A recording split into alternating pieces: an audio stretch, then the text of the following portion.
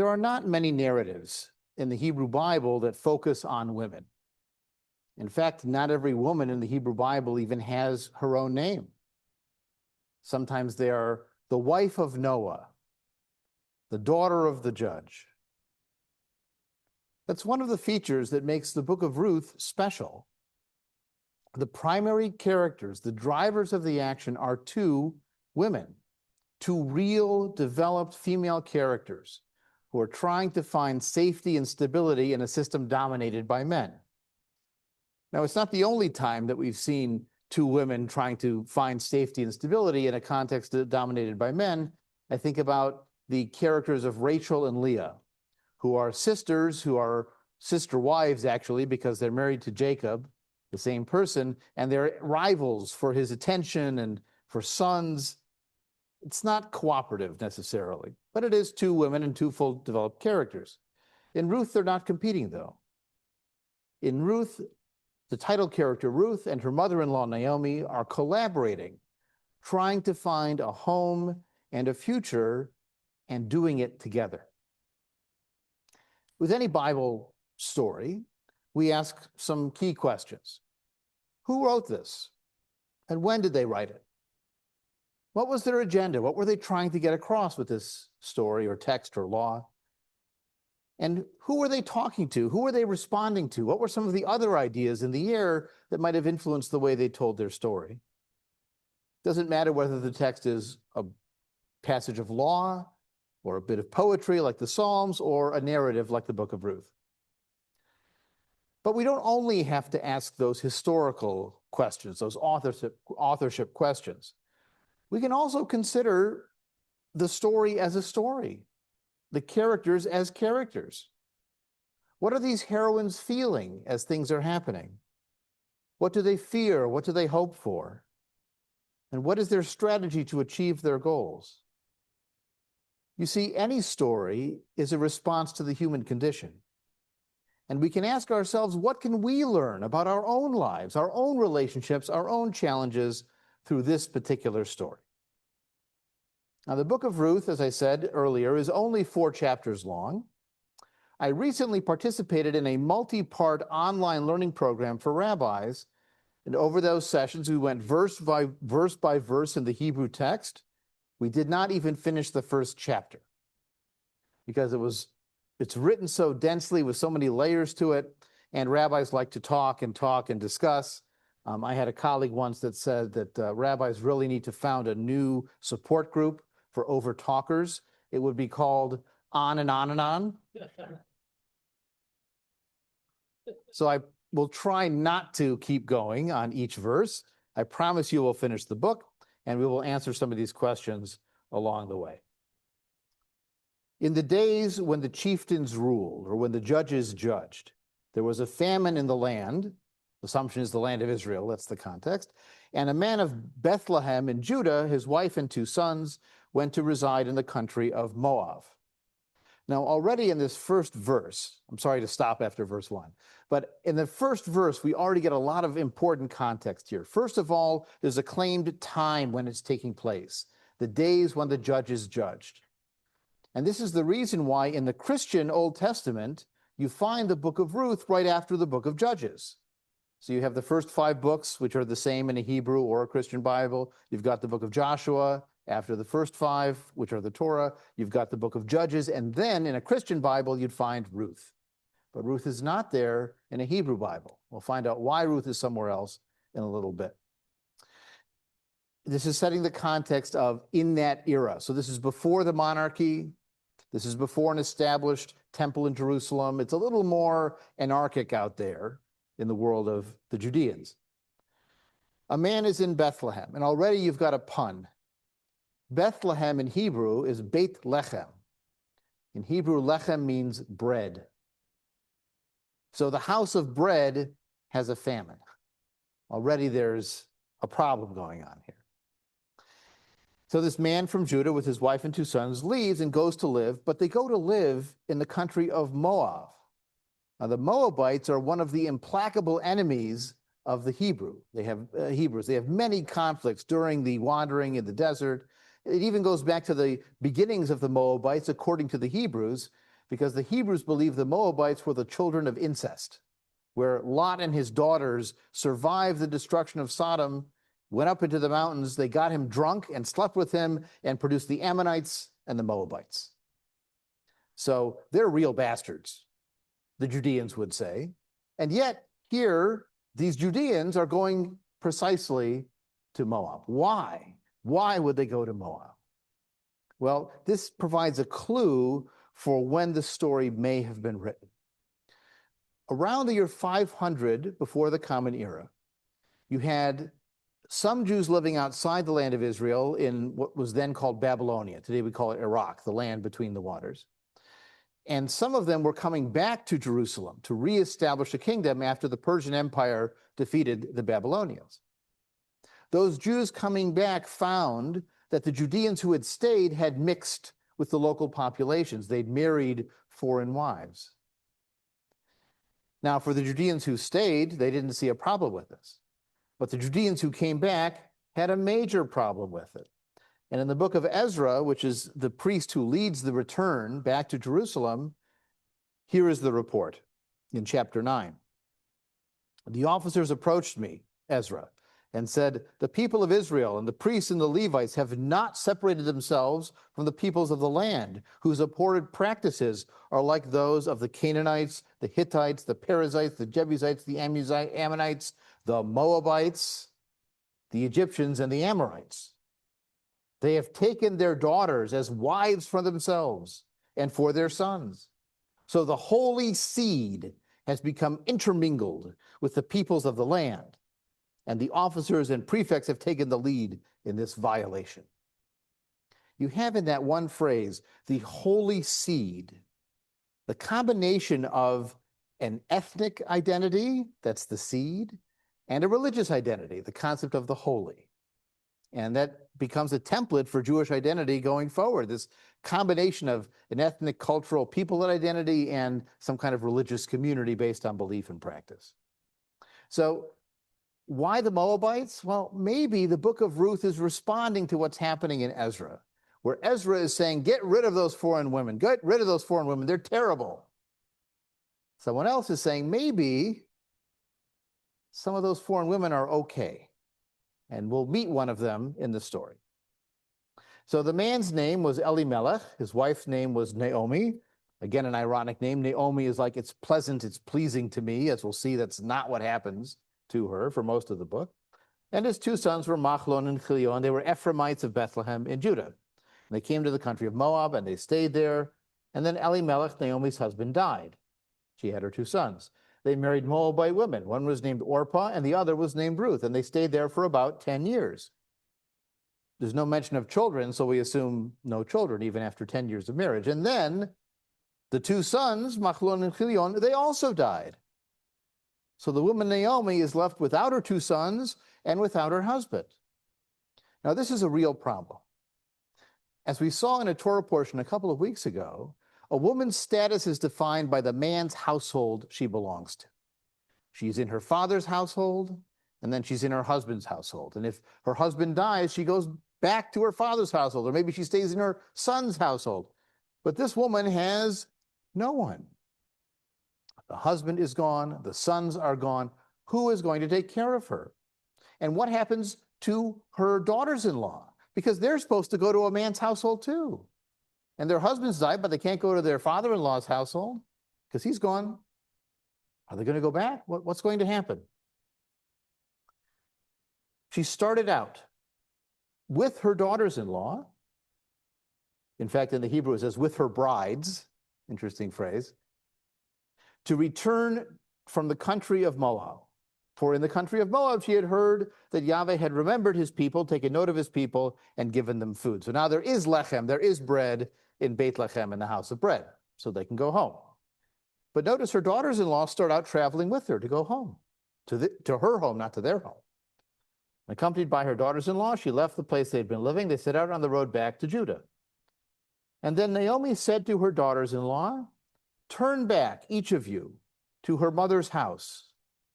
May Yahweh, may the Hebrew God, deal kindly with you as you have dealt with the dead and with me. May he grant that each of you find security in the house of a husband. And she kissed them farewell, and they cried. So what is she hoping for them? She says, go back to where you came from. Notice she says your mother's house, not your father's house. And hopefully God will, you've been wonderful to me. You were good to the dead by caring for me, and you were good to me by caring for me. And so let you each find a new husband and find, again, security, right? Safety, stability. And they cry, and they say to her, no, we will return with you to your people. And then she says again, turn back. Why should you go with me? Have I more sons in my body who would be husbands for you? Why are you sticking around? What you need is a man. I have none. No, there is no chance. In fact, she says, turn back. I'm too old to be married. Even if there were hope for me, even if I were married tonight and also bore a son tonight, should you wait for them to grow up? Should you, on their account, bar yourself from marriage? You know, imagine the picture she's painting here. If I got married today and I conceived today and had an instant pregnancy and gave birth today, you're going to sit around for 15, 18 years and wait? That's ridiculous. No, my daughters, my lot is far more bitter than yours, for the hand of Yahweh has struck out against me.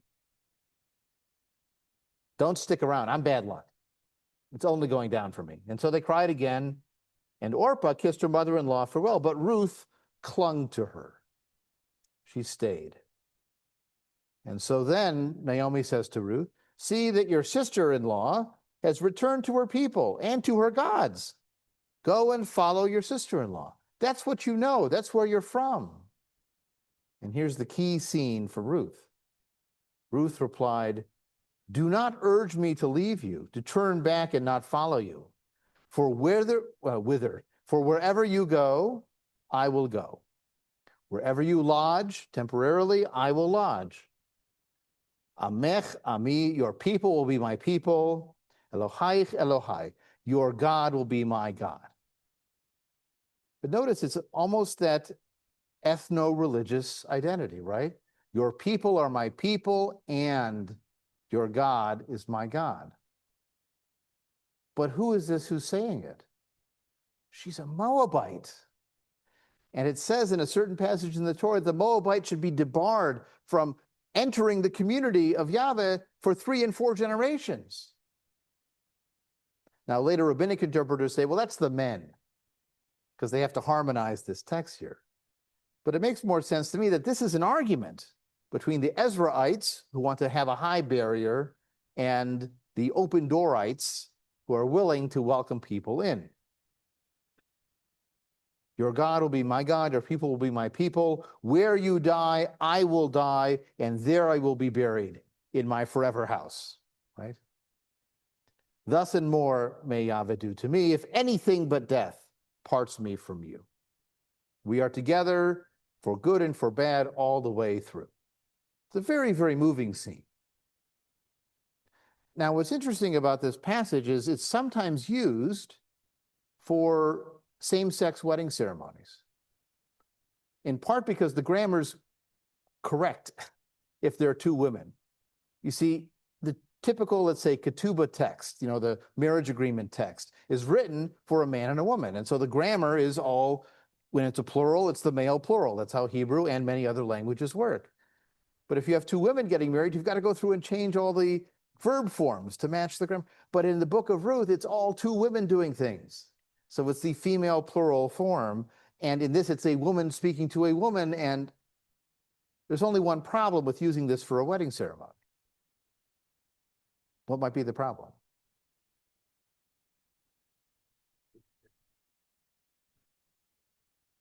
Who are the characters? They're not a couple. They're a mother-in-law and a daughter-in-law, or even if you want to be generous, a mother and a daughter. It's motherly love. It's daughterly love. It's not romantic love. Now, do you care? Maybe not. Can you quote out of context and reuse? It happens all the time.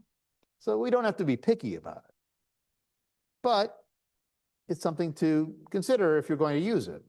Now, this is also sometimes pointed to as a conversion story. Here is Ruth joining her fate to the Jewish people, becoming Jewish. Except there's going to be a problem with that too. Traditionally, you're never supposed to remind a convert of their origins. Once they've converted, they are Jewish. And notice how Ruth is referred to the rest of the story as Ruth the Moabite, Ruth the Moabite, Ruth the Moabite, and Ruth the Moabite. Now, I have heard people who have converted and become Jewish who look very blonde or look very African American, and people still question their Jewishness years later. It's terrible, right? We should let go of that idea of looking Jewish. But it's still there among some people, and so I can see people still calling Ruth the Moabite, even though she hasn't been aligned on that team for a long time. So when Naomi saw how determined she was, she stopped arguing with her, and the two went on until they got to Bethlehem. When they arrived there, the people were excited to see them. They said, "Is this Naomi? She's back?" And Naomi responds, "Don't call me Naomi, the pleasant one, the pleasing moment. Call me Mara, bitterness, because Shaddai the Almighty has made my lot very bitter. I am embittered. My name is bitterness. I went away full and Yahweh brought me back empty. How can you call me Naomi when God has dealt harshly with me and brought misfortune upon me?" But just as people keep calling Ruth the Moabite, nobody calls Naomi Mara. Her chosen name is irrelevant. Thus Naomi returned from the land of Moab with her daughter-in-law Ruth the Moabite. They arrived in Bethlehem at the beginning of the barley harvest. And this is the hint for why is this attached to the holiday of Shavuot. Shavuot is this summer holiday, supposed to be 7 weeks after Passover, which marks the beginning of the harvest season. So it's like the peak of the harvest in the summer, the first fruits of certain crops that have ripened. It's a time of harvesting. And so the fact that this is about the harvest connects it to this harvest holiday called Shavuot. And that's also explaining why the book appears later in the Hebrew Bible. Instead of next to the book of Judges, which is what makes sense from the first line, it appears at the end of the book in a section called the Writings, the Ketuvim, with other festival scrolls. There's a tradition of reading the scroll of Ecclesiastes on Sukkot. You read the scroll of Esther on Purim. You read Tisha B'Av, the destruction of the temple. There's a book called Lamentations, and so on. So it's one of those 5 festival scrolls. It's in that collection near the end of the last part of the Hebrew Bible. All right. So here we have chapter 1, and you can see this wonderful dialogue between loving women and supportive women of each other. So now we come to chapter 2. And we get some background context. Naomi had a kinsman on her husband's side, a man of substance from the family of Elimelech. His name was Boaz. And you can tell from the name, it means in him is strength. So that's a not accidental name. And Ruth the Moabite, again, notice, Ruth the Moabite, even from the narrator. Ruth the Moabite said to Naomi, "I would like to go in the fields and glean among the ears of grain behind someone who may show me kindness." And she said, "Yes, daughter, go." Now, the translation is making it softer than it actually is in the Hebrew. First of all, let me explain what gleaning is. When you're harvesting wheat, you're chopping down the stalks, which have most of the grains in them, and then you collect the stalks into sheaves. They're called omer in Hebrew. That's why you count the omer between Passover and Shavuot. And then you collect those sheaves, and then you thresh them so you separate the wheat from the chaff. I've heard that phrase before. And then you can, sort of filter out the debris, and you've got the kernels of wheat that you use to grind and make bread. But whenever you're chopping down those stalks of wheat, a few of the grains are going to fall to the ground. And in biblical legislation, it says that you leave the things that fell to the ground, or the grapes that fall off the vine, you leave those for the poor, the widow, and the orphan. Exactly the kind of person that Ruth is in this scenario. Now we know that the poor and the widow and the orphan, especially the immigrant poor, the immigrant widow, the immigrant orphan, are in a very vulnerable position in society, and it's certainly in a society dominated by male households. So Ruth is in a very dangerous position here, but she knows she needs sustenance. It's just some wind. It's not going to blow the top off the building. She needs sustenance and support, and so she's going to go glean in the fields. But she says, I want to go glean achar asher emsa chen be'enav. I want to glean following the harvesters of someone in whose eyes I may find favor. In other words, someone who will find me attractive, someone who might get an interest in me. So this is the equivalent of setting up a Tinder profile. You know, she needs to let people know that she's available, interested. Okay. But she can't do that in a social media app. She can't do that in a personal ad.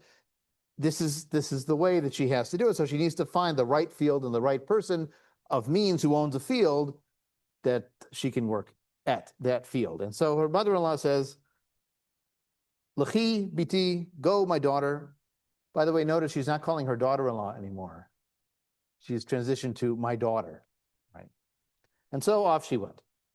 She came and she gleaned in a field behind the reapers, and as luck would have it, it was the piece of land belonging to Boaz, who was of Elimelech's family. That's that man of substance, right?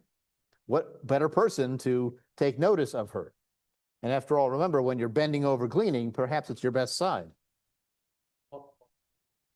Presently, Boaz arrived from Bethlehem. He greeted the reapers. The Lord be with you. And they responded, the Lord bless you. And he said to the servant in charge of the reaper, who is that girl? Or literally, whose girl is that? To whom does she belong? Who is she working for? The servant in charge of the reaper says, she's a Moabite girl who came back with Naomi from the country of Moab. Notice how he's emphasizing twice. He's a Moabite who came back from Moab. So it's almost like he's saying, eyes elsewhere. She said, he's reporting, please let me glean and gather among the sheaves behind the reapers.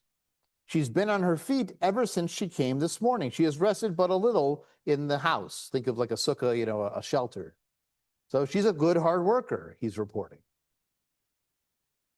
Boaz said to Ruth, now he's talking to her directly, listen to me, daughter.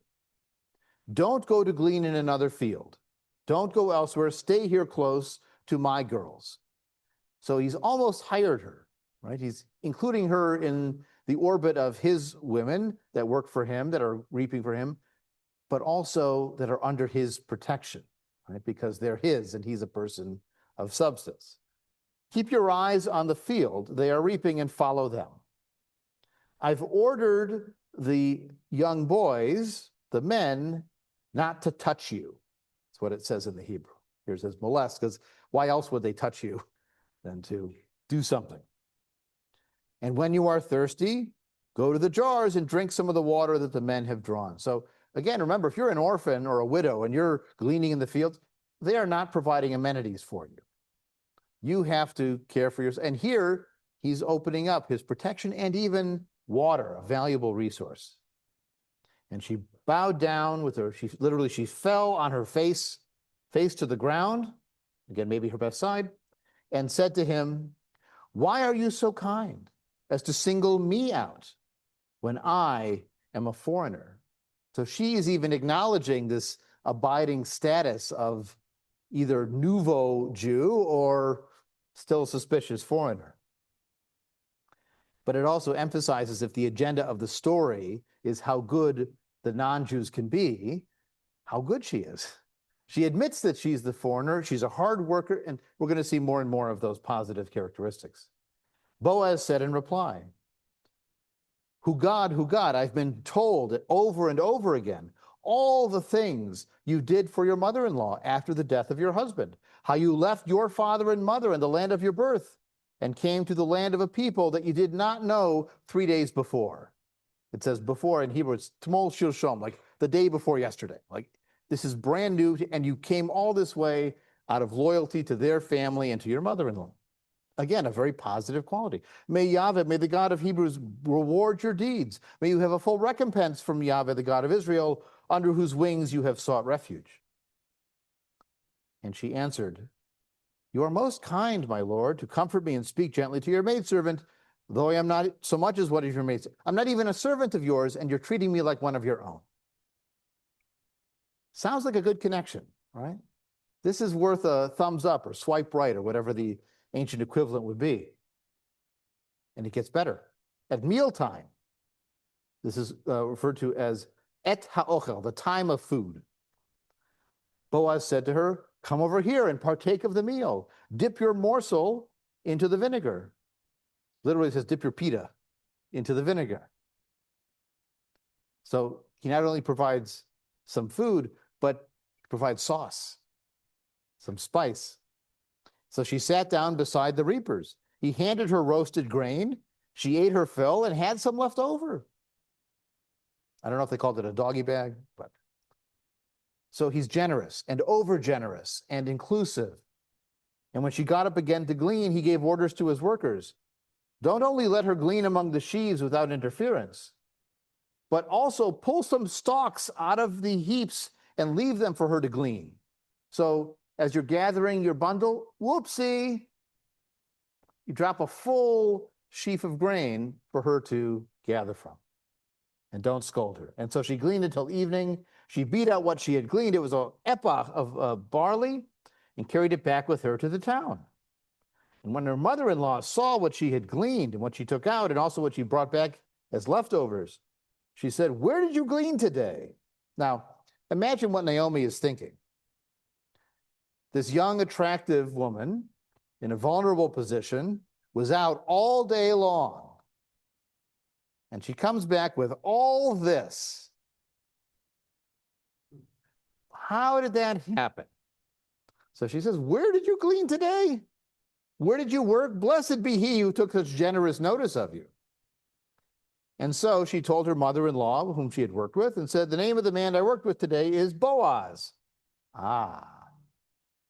Naomi said, blessed be he of Yahweh, who has not failed in his kindness to the living or the dead. She really changed because she was mad at God in chapter 1. But now there's a sign of hope. The man is related to us. He's one of our redeeming kinsmen. So let me explain briefly the redeeming kinsman.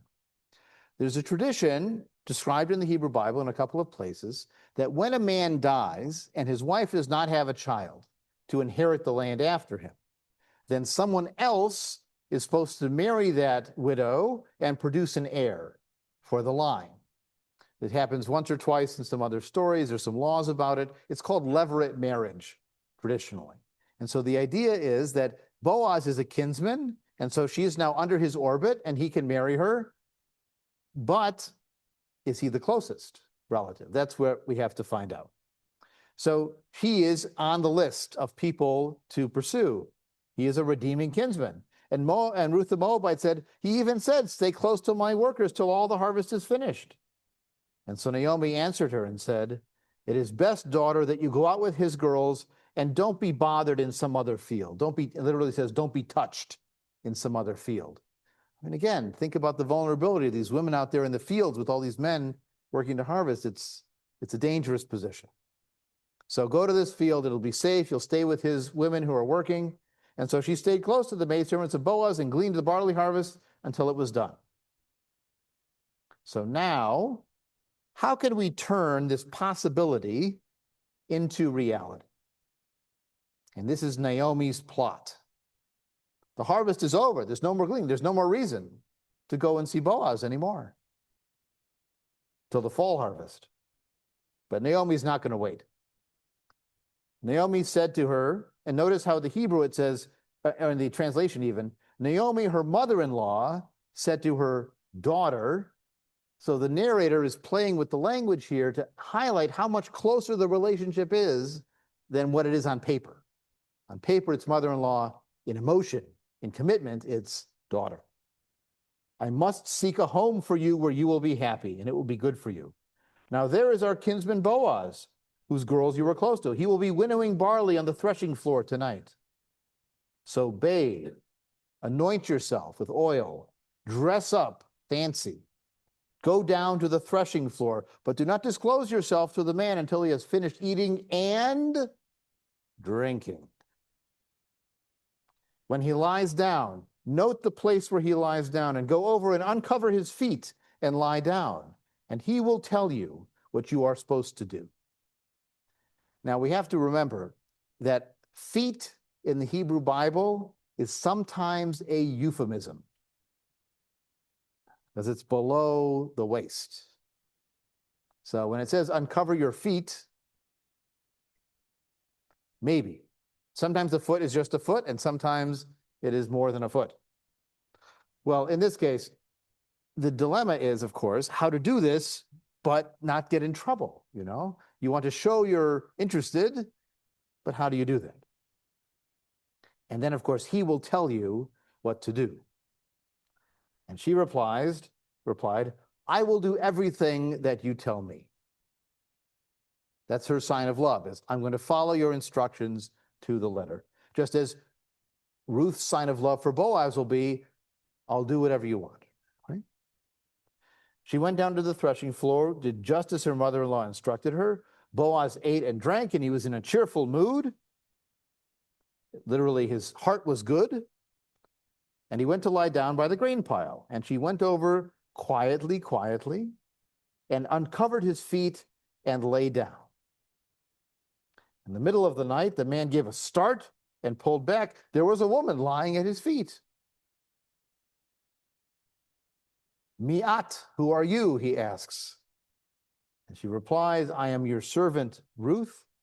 Spread your robe over your handmaid, for you are a redeeming kinsman. Now, is that a euphemism for exert your authority, or is it an instruction? You know, let's get under the blankets here.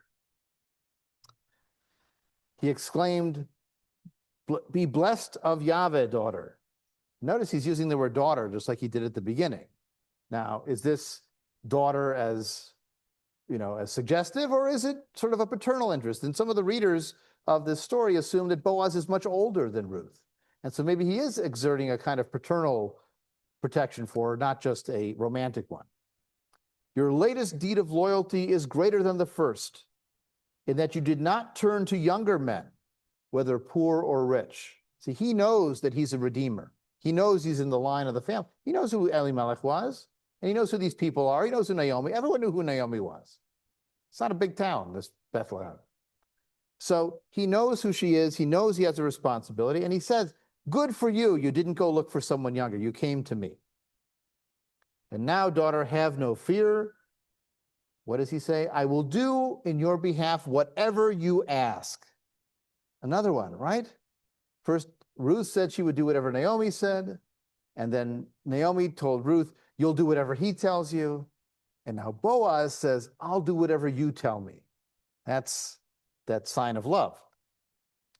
All the elders of the town know what a fine woman you are. But while it is true, I am a redeeming kinsman, there's another one closer than I am. Uh-oh.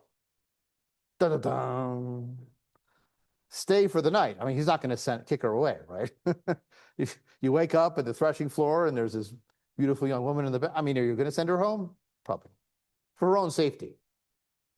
And then in the morning, if this other man will act as a redeemer, good, let him redeem. But if he does not want to act as a redeemer, I will do so myself. Lie down until the morning. And so she lay at his feet until dawn. And she rose before one person could distinguish another, because he thought, let it not be known the woman came on the threshing floor here. I mean, maybe this isn't a woman's place, and, you know, it's not a lot of privacy here. He said, hold out the shawl you're wearing.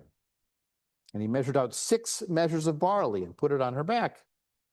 And when she got back to the town, she came to her mother-in-law and her mother-in-law said, how is it with you, daughter?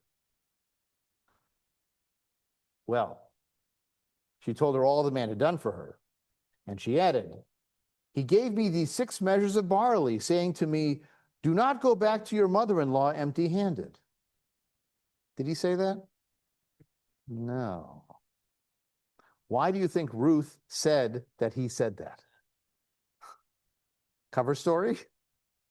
or more respectable or plausible deniability. I mean, Naomi's not a naive person. She knows what it meant to doll up her daughter-in-law, and send her off to the threshing floor in the middle of the night. But you've got to have a cover story.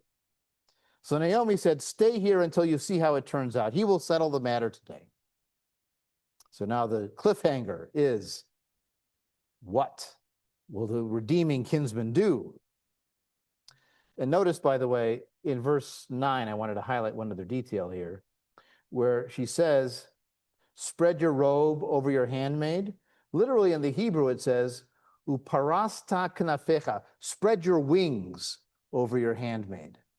Remember, that was something that Yahweh was supposed to do, to spread his wings over. So Boaz becomes the stand-in for the God in terms of providing cover and support. Okay, so here we go to the cliffhanger in chapter 4. What will happen? Boaz goes to the gate, and now the Redeemer that Boaz had mentioned passes by. He says, come and sit down here, anonymous. In Hebrew, it says ploni, which just means anonymous. What will he do? Well, Boaz says, be seated here. They sat down, and he says, Naomi came back from the land of Moab. She has to sell a piece of land that belonged to Elimelech. I thought I should tell you because you're the closer relative than me in the presence of those here. If you want to redeem it, great. If you don't want to redeem it, let me know. There was no mention of land anywhere before this, right? Maybe it's huge tracts of land. Well, the Redeemer says, I'm willing to redeem it. And Boaz continues, when you acquire the property from Naomi and from Ruth the Moabite, you must also acquire the wife of the deceased to perpetuate the name of the deceased upon the estate. There's the rub. That's the add-on clause at the end of the deed that's going to be the problem. And the Redeemer says, well, then I'm not going to redeem it for myself, lest I impair or damage my own estate. You take over the right of redemption. I can't do it. So when it was just the land, he was happy to take it. But if it's the land plus a wife, he doesn't want to mess things up. And so Boaz, by the way, may be lying about this, because it's not entirely clear that the child will belong to the dead man, as we'll see at the end of the chapter. Now, this is what happened formally in Israel in the case of redemption. To validate a transaction, one man would take off his sandal and hand it to the other person. And so when the Redeemer said to Boaz, acquire for yourself, he took off his sandal. And Boaz said to the elders, witness today, I'm acquiring all that belonged to Elimelech and Chilion and Machlon. I am also acquiring, and that's how sometimes brides are described, as being acquired, kinyan. I'm acquiring Ruth the Moabite as my wife. It says, so as to perpetuate, to establish the name of the dead person upon his estate, so his name doesn't disappear from his kinsmen. And you are the witnesses today. So you think if he has a child with Ruth, it will be the son of whichever one of the sons she married. It's not clear which one married which one. But that isn't what's going to happen. All the people at the gate and the elder said, we are witnesses. May Yahweh make the woman coming to your house like Rachel and like Leah. Remember those two women battling? Well, here we are again. Rachel and Leah, who built up the house of Jacob of Israel, prosper in Ephrat, and perpetuate your name in Bethlehem. And may your house be like the house of Perez, whom Tamar bore to Judah. Tamar and Judah, that seems like a very random member of Jacob's house. I mean, the territory of Judah is a major tribe. That's where Bethlehem lives. So it's the progenitor of the territory, but it's also another example of the levirate marriage story. Judah, in fact, marries a Canaanite woman, and then he has 3 sons. The oldest son he marries to a woman named Tamar, and then the son dies. And so then he gives Tamar to the second son, following the rules of levirate marriage. And then he also dies. And so then Judah says, I'm not going to give her the third son because this is, a little risky here. So then Tamar disguises herself as a prostitute on the side of the road, seduces Judah, and gets pregnant through him, her father-in-law. And it's reported that she's pregnant. They say, we need to stone her to death. Look what she's done. but she remembered to keep his staff when he had the tryst with her. And she proves that he should have given her to the son, and it's his fault. But the child that comes out becomes attributed to Judah. But Perez becomes the progenitor of this part of the genealogy. So they're drawing back on this story both for the lover marriage story, but also as the founding figure, and another example of marrying a foreign woman. Because Tamar was a Canaanite, and Shua, Judah's wife, was a Canaanite. So it's more stories about mixing in a context where people are saying, don't mix. So Boaz married Ruth. She became his wife. He cohabited with her. That's a nice translation. He let her conceive, and she bore a son. The women said to Naomi, "Blessed be Yahweh, who has not withheld the Redeemer from you today. May his name be continued in Israel." That's the point. Keep the name alive. And just like any grandchild, he will renew your life and sustain your old age. For he is born of your daughter-in-law, who loves you and is better to you than 10 sons. This idea of a barren person who has a child or a wife or a partner that's better than sons, that occurs a number of times, especially in Samuel chapter 1, we're not going to look at today, that describes a childless woman who has a loving husband, and he says, "Am I not better to you than 10 sons?" In this case, her daughter-in-law is better to her than 7 of her own sons because of her love, but also because she did give her the grandchild. Naomi took the child and held it to her bosom. She became its foster mother, and the neighbors said, "A son is born to Naomi." And they named him Obed. He was the father of Jesse, who was the father of David. David's pretty important, right? He becomes the first of the long-lasting line of the kings of the house of David, which ultimately becomes the promise of a Messiah. See, the line of David was cut off when Jerusalem was destroyed before the exile. And the hope returning from exile is that a new scion of the stump of Jesse will arise. He'll become the newly anointed king. And the word for anointed in Hebrew is Mashiach. He will become the Messiah from the line of David. If you think about the Eliyahu Hanavi, Elijah the prophet song at Passover, may it happen in our days that he comes Im Moshiach ben David, with the Messiah, son of David. So at the end of this story, we get the line of Perez. Perez begot this person and that person and so on, all the way down to Boaz, who begot Obed with Ruth. Obed begot Jesse, and Jesse begot David. So the grandmother, actually the great-grandmother of King David, was a Moabite. And maybe that's the point of the story, that even the line of the Messiah can come from a righteous person from a different seed. So how do we tie this into Shavuot, the holiday of first fruits? First fruits are all about fertility. It's about continuity and life. It's making sure the name and the people don't die out. That's the praise that Naomi gets at the end of the story. Not just that a son is born to her, but he will renew your life and sustain your old age, in part because he's born from someone who loves you. Ultimately, the story of Ruth is a story of love. Not romantic love. You don't necessarily get that vibe between Boaz and Ruth, but definitely the love of daughter and mother.